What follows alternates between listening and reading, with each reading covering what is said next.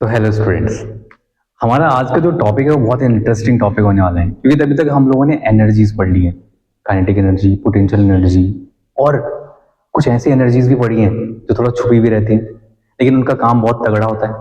जैसे कि nuclear energy, nuclear power plant वाली जो एनर्जी है वो आज इतने टाइम में मतलब इतना यूजफुल है। उनसे एनर्जी जनरेशन किया जा रहा है, इलेक्ट्रिसिटी प्रोड्यूस की जा रही है। साथ ही साथ इतना सब कुछ करने के लिए हम लोगों ने मास के बारे में समझा। मास क्या होता है? ऐसा कोई भी सब्सटेंस जो कि कुछ अमाउंट हो, जिसके पास कुछ क्वांटिटी हो। लेकिन उन्हीं मासेस को हम लोगों ने क्या कराया, कभी ऐसे किसी ऑब्जेक्ट को किसी सरफेस पे ऐसे लुढ़काया, ऐसे।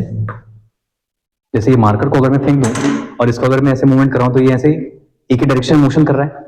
लेकिन साथ साथ अगर मैं इस पे कुछ ऐसे पॉइंट बना दो ए बी सी, तो आप देखोगे कि ए बी सी ऐसे शिफ्ट होता चला जाएगा, रोलिंग।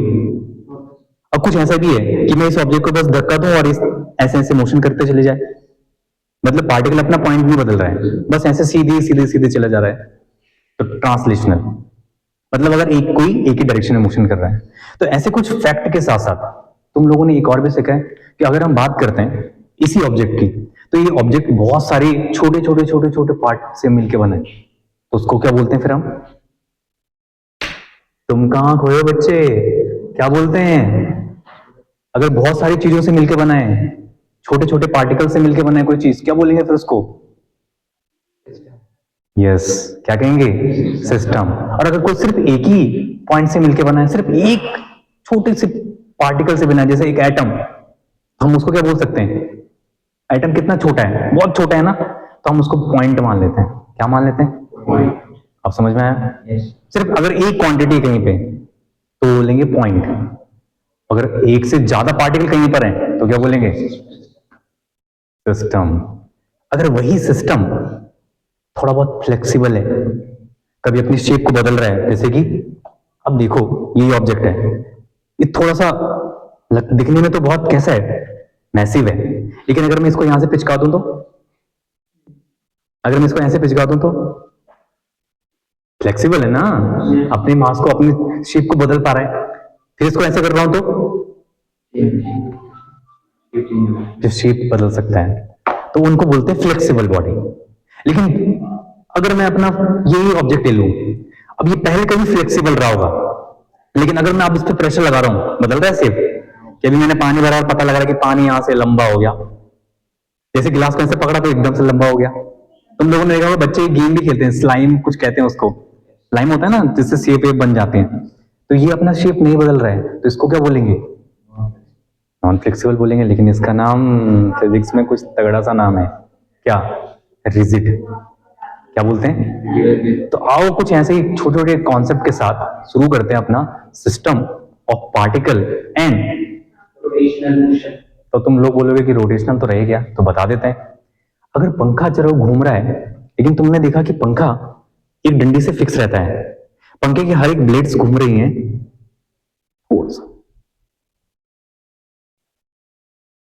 तो फैन के ऊपर तुम लोगों ने देखा डंडी से एक बार फिक्स रहता है, लेकिन सारी ब्लेड घूम रही है उसके चारों तरफ। और जब ब्लेड घूम रही है, एक दिन तो मैंने अपने दोस्त के साथ चला गया और मैंने क्या करा, उस पंखे में क्या कर दिया, अपने तारों को उस हमने चल नहीं रहा था, हमने उसका सेल चेंज कर दिया। क्या बोलते हैं उसको? कंडेंसर। अब जब उस कंडेंसेशन को हमने चेंज कर दिया, उस कंडेंसर को चेंज कर दिया, कैपेसिटर भी बोल सकते हो, और उसको चेंज कर दिया, तारों को उल्टा लगा दिया। पंखा घूम तो रहा था लेकिन हवा नीचे नहीं ऊपर जा रही थी। उसने बोला भाई कुछ तो गड़बड़ है। फिर हमने पॉजिटिव की दूसरी वाली तारों को, क्योंकि उसमें तो लिखा होता है नहीं कि कौन सा पॉजिटिव नेगेटिव, और तब हमें इतनी समझ थी भी नहीं, सच कहूं तो लिखा होता है लेकिन पढ़ता कौन है? आदमी तब पढ़ता है जब बाद में एक्सपायरी हो जाता है या कोई चीज हट जाती है, होता है ना कभी कभी लाइफ में। तो हमने जब उसका तार चेंज करा तो पंखे का जो रोटेशन हुआ तो हवा नीचे आने लग गई। तो अब तुम लोग समझ पा रहे हो कि किसी चीज के घूमने की वजह से एक तरह का बाहर की तरफ फोर्स भी लगता है। कभी दरवाजे को खोला होगा तुमने, देखा दरवाजे का जो हिंज होता है पकड़ने वाला, वो सेंटर में ही क्यों लगाया जाता है? सबसे नीचे क्यों नहीं लगा देते? तब तो थोड़ा छोटे बच्चों के लिए आसानी होती, वो बेचारा इतना लंबा उसको ऐसे पकड़ना पड़ता है, क्योंकि जब हम बहुत छोटे थे तो तब हमें ऐसे बड़े बड़े दरवाजे खोलने में बड़ी दिक्कत आती थी। तो बताओ फिर सेंटर में क्यों लगता है? नहीं पता होगा, लेकिन दरवाजा हमेशा खोला होगा कि दया हो एकदम लात मार के खोल देते हो, ऐसा भी नहीं है। उसके पीछे भी रीजन है टॉर्क। क्या नाम है? इसका मतलब कि कोई चीज ऐसा भी है, एक फोर्स जो किसी चीज को घुमा देता है। अब छोटा सा चीज और है, डब्बा नहीं मिल रहा है, ये तो डब्बे का ढक्कन देखा कभी? डब्बे के ढक्कन को बंद करना, अच्छा छोड़ो ना, इसको भी तो मार्कर है। अब इस मार्कर को मैं खोलता हूं, इसमें हमेशा लिखा रहता है कि उल्टी दिशा में खोलें, और जब इसको आप खोलते हो तो ये क्या हो रहा है? लूज, खुल गया। लेकिन वही अगर मैं इसको लगाऊंगा तो फिर क्या हो रहा है? राइट। ये क्या है? एक पर्टिकुलर एक्सिस पे एक फोर्स लग रहा है जो घुमा करके उसको बंद कर दे रहा है और लॉक कर दे रहा है, लूज कर दे रहा है। वो भी कौन सा फोर्स है? जब कोई फोर्स मोमेंट करने लग जाए उसको बोलेंगे क्या? टॉर्क, या मोमेंट ऑफ फोर्स, या कपलिंग। समझ पा रहा है? नहीं समझ रहा होगा। नेट को कभी हाथ से बंद करो, हाथ से तुम कितना भी बंद कर लो लेकिन टाइट नहीं होगा। लेकिन जैसे तुम पाना लोगे या प्लास लोगे, कुछ डिस्टेंस दोगे, तो अब तुम उसको बंद करो, एकदम टाइट क्लोज हो जाएगा। बताओ रीजन क्या है? यस। तो जैसे हम किसी चीज को डिस्टेंस दे देते हैं और फोर्स लगाते हैं तो ऑब्जेक्ट मूवमेंट करता है और टाइट हो जाता है, तो वो फोर्स क्या होता है? टॉर्क। समझ में आया? तो नहीं आया तो हम पढ़ाएंगे। और चैप्टर शुरू करते हैं, चैप्टर नंबर 6, और जिसका नाम है system of particle, system of particle and rotational motion.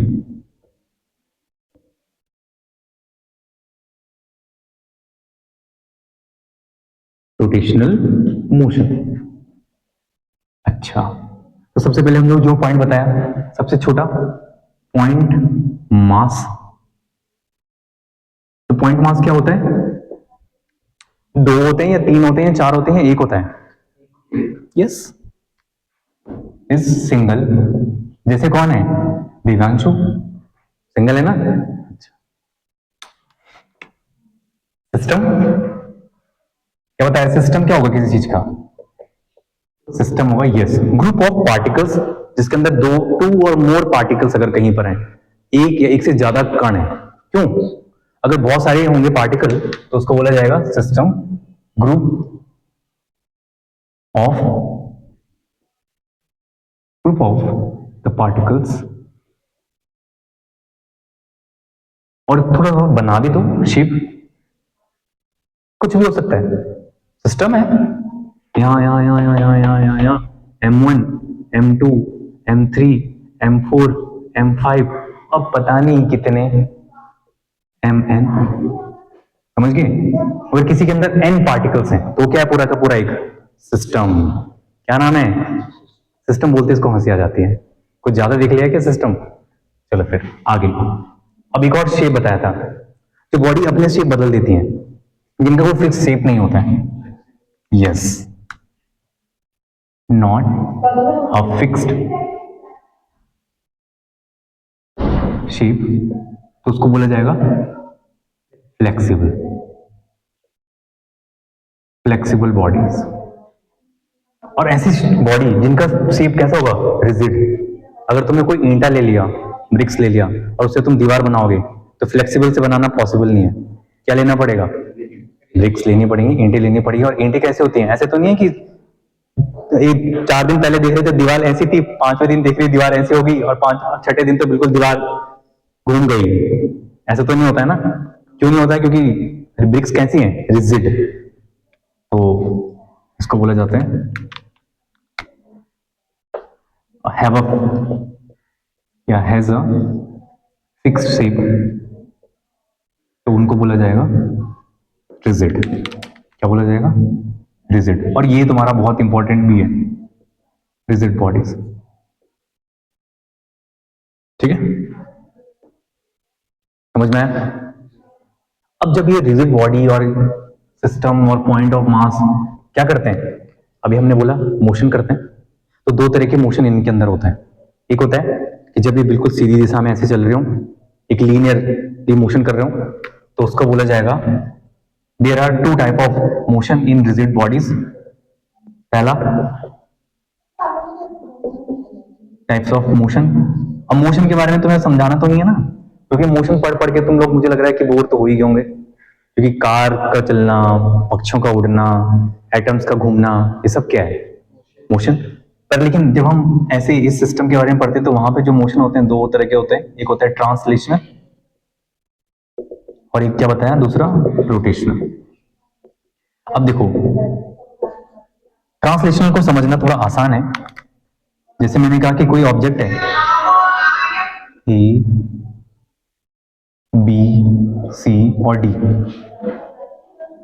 फिर से ये ऑब्जेक्ट किया, आगे पहुंची, आगे पहुंची, लेकिन ए पॉइंट यहीं रहा, बी पॉइंट यहीं रहा, सी पॉइंट यहीं रहा, डी पॉइंट यहीं रहा, ए पॉइंट यहीं रहा, बी पॉइंट यहीं रहा, सी पॉइंट यहीं रहा, डी पॉइंट यहीं रहा।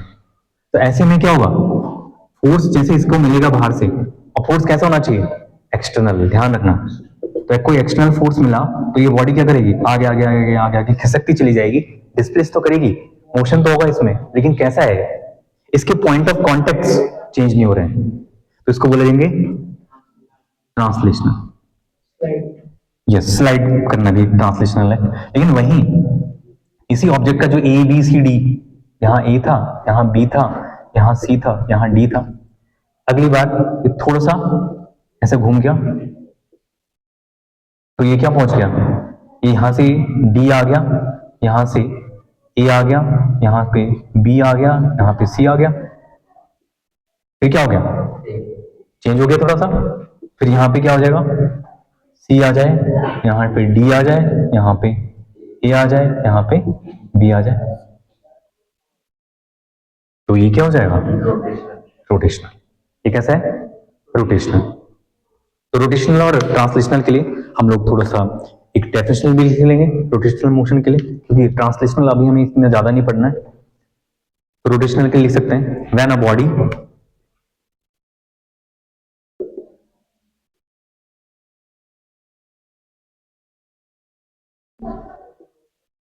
when a body is moving in a such a way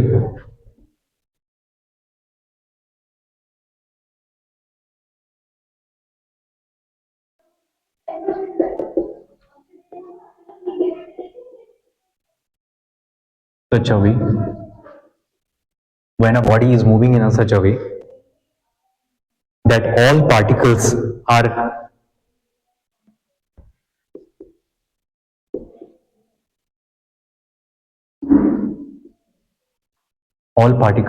are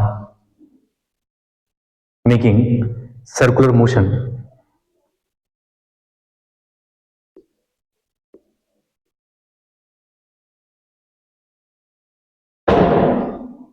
that all particles are making circular motion with similar angular velocity,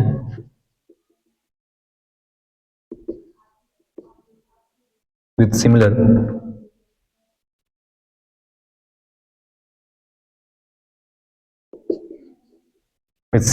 angular velocity, then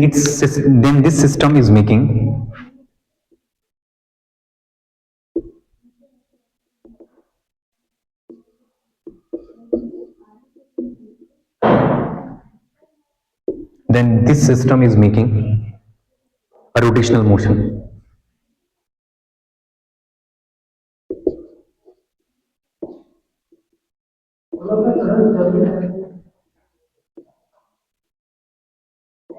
ठीक है, क्योंकि इसमें जब किसी पर्टिकुलर एक्सिस के अबाउट घूमेगा तो इसमें क्या आ जाएगा, एंगुलर स्पीड, एंगुलर वेलोसिटी, इसमें एंगुलर वेलोसिटी आता है, लेकिन इसमें क्या आता है, लीनियर वेलोसिटी। इसमें लीनियर इक्वेशंस आती हैं। लीनियर कौन सी है हमारी, v equal to u plus a t, वो सारा कुछ हमारे ट्रांसलेशनल मोशन के लिए होता है, जब भी हमारे पास लीनियर वेलोसिटी आता है। तो ट्रांसलेशनल भी लिख सकते हैं चाहो,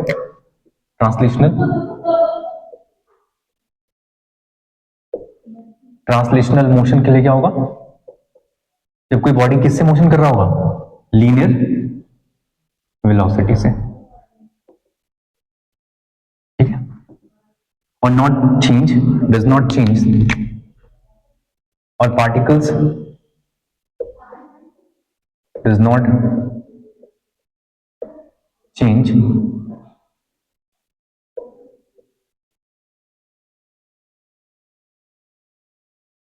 does not change its contact point या point of contact, does not change its point of contact.